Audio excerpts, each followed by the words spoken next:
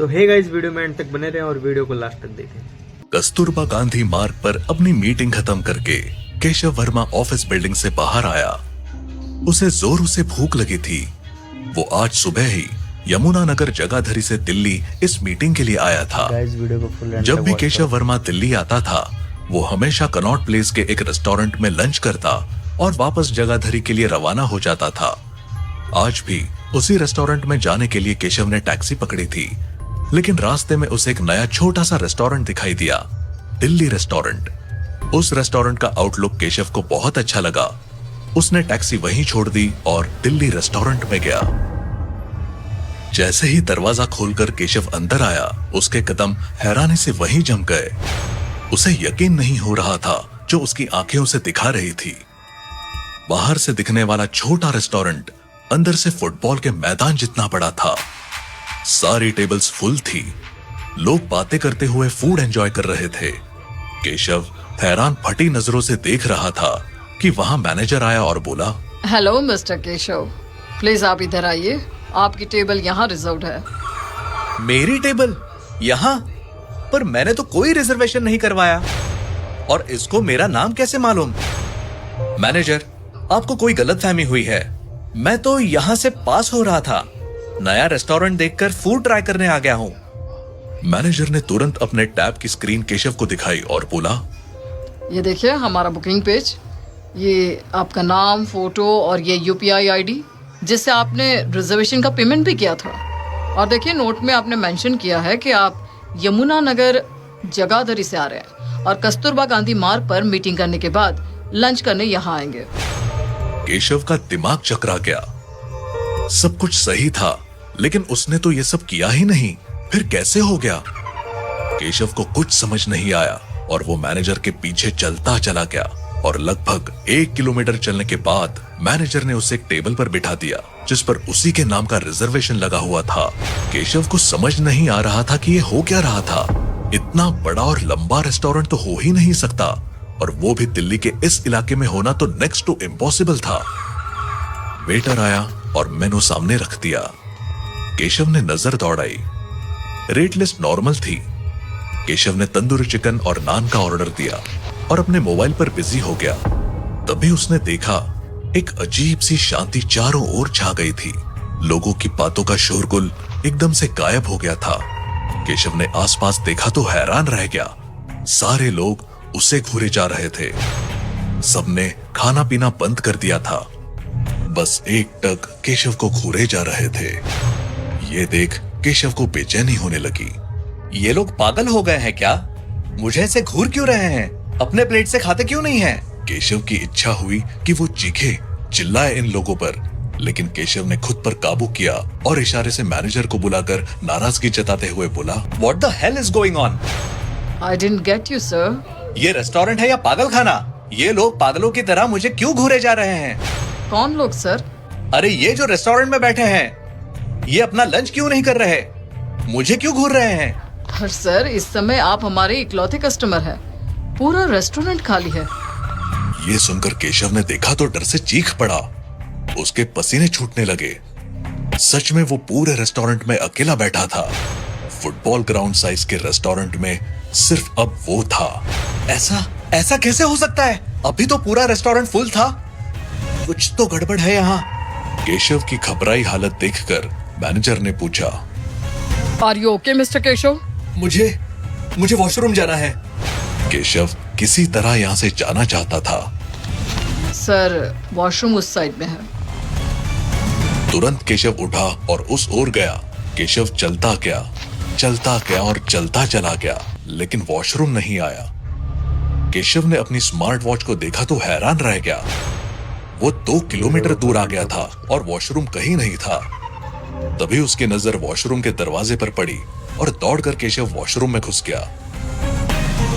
Washroom में चारों ओर नजर दौड़ाई, सब कुछ नॉर्मल था। वॉशरूम खाली था। सिर्फ मेंटेनेंस करने वाला था जो फर्श साफ कर रहा था। केशव रिलैक्स हुआ और दौड़कर सीधा वॉश बेसिन के पास आया और अपने चेहरे पर ढेर सारा पानी मारा। उसे उम्मीद थी वो किसी सपने में था और पानी के झपकों से उसकी नींद खुल जाएगी, लेकिन ऐसा कुछ नहीं हुआ। मगर पानी के इफेक्ट से केशव रिलैक्स हो गया और उसका दिमाग चलने लगा। अब वो यहां से किसी तरह भाग जाना चाहता था। तभी सफाई करता बंदा उसके करीब आया तो उसका चेहरा देखकर केशव चीख पड़ा। वो सफाई कर रहा शख्स और कोई नहीं, वो खुद था। वो खुद को खुद के सामने सफाई करते देख रहा था। ऐसा कैसे हो सकता है? कहीं ये मेरी आत्मा तो नहीं? केशव ने खुद को जोर से चाटा मारा। उस दर्द का एहसास हुआ। मतलब मैं मरा नहीं, जिंदा हूं। तो फिर ये कौन है? ए भाई, कौन हो तुम? मेरा नाम केशव वर्मा है। मैं यमुनानगर जगाधरी का रहने वाला हूँ। ये सुनकर केशव चीखा और घबरा कर बाहर भागा। बाहर निकलते ही वो हैरान खड़ा रह गया। वो रेस्टोरेंट में खड़ा था। इतनी जल्दी रेस्टोरेंट में कैसे आ गया? वो तो 2 किलोमीटर दूर था। केशव ने रेस्टोरेंट को देखा तो चीख निकल गई। अब रेस्टोरेंट की साइज छोटी थी। कुछ टेबल्स भरे थे। केशव उल्लू की तरह देख रहा था। उसे समझ नहीं आ रहा था कि यहाँ हो क्या रहा था। केशव आगे बढ़ा और अपनी टेबल पर बैठने लगा तो मैनेजर दौड़ते हुए आया और बोला, एक्सक्यूज मी सर, ये टेबल ऑलरेडी रिजर्व्ड है।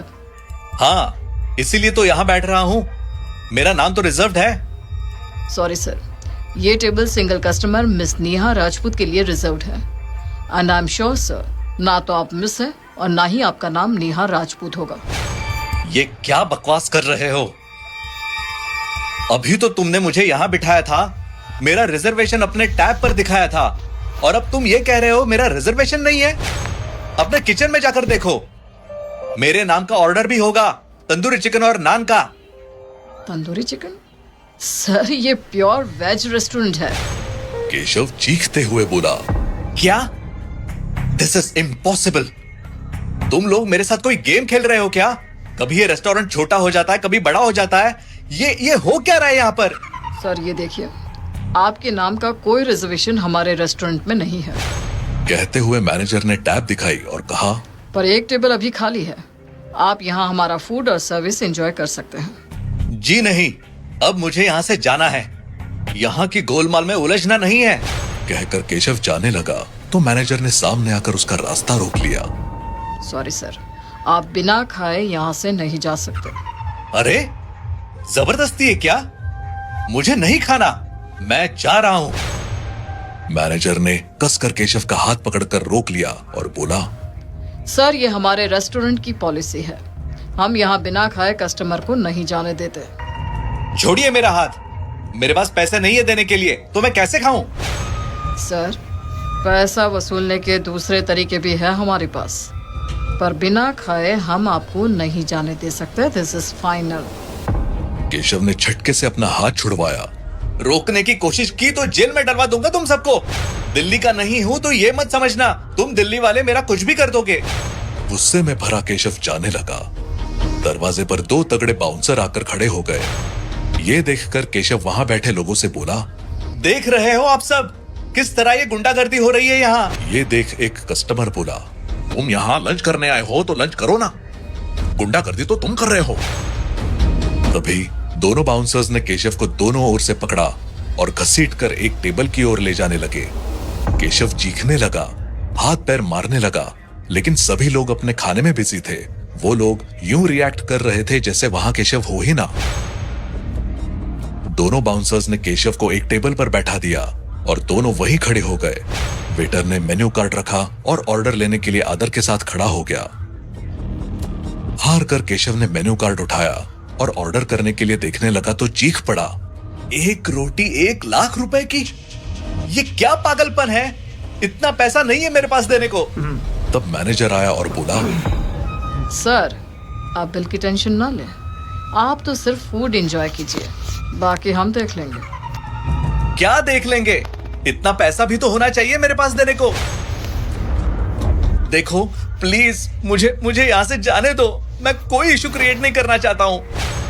आप नहीं खाएंगे तो इश्यू क्रिएट होगा सर, इसलिए आप खाइए और सिर्फ खाइए। वेटर, हमारे पास आज जो भी डिश बनी है उसकी 1-1 प्लेट सर के लिए ले आओ। सर, आज हमारे रेस्टोरेंट की सारी डिश टेस्ट करेंगे। मैनेजर की बात सुनते ही वेटर किचन में गया और वहां से सारी डिशेस की 1-1 प्लेट लाकर केशव के सामने रखना शुरू कर दिया। मरता क्या न करता, केशव ने खाना शुरू कर दिया। थोड़ी देर में उसका पेट भर गया, लेकिन टेबल पर अभी भी खाने की भरी प्लेट्स रखी थी।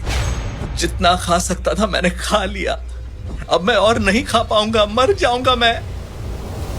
सर, हमारे रेस्टोरेंट में झूठा छोड़ने पर पाबंदी है, इसलिए आपको सब फिनिश करना ही पड़ेगा। लेकिन मैं आपकी सिचुएशन समझ पा रहा हूँ, इसलिए आपको खिलाने में हमारे दोनों बाउंसर्स आपकी मदद करेंगे। अब एक बाउंसर ने केशव को पकड़ा और दूसरे ने जबरदस्ती मुंह में ठूसना शुरू कर दिया। केशव अब उल्टियां करने लग गया था, लेकिन वो दोनों रुके नहीं और केशव के मुंह में खाना ठूसते ही चले गए। थोड़ी देर बाद अपनी ही उल्टी में केशव निढाल पड़ा रहा। वेटर बिल लाया और केशव के सामने रख दिया।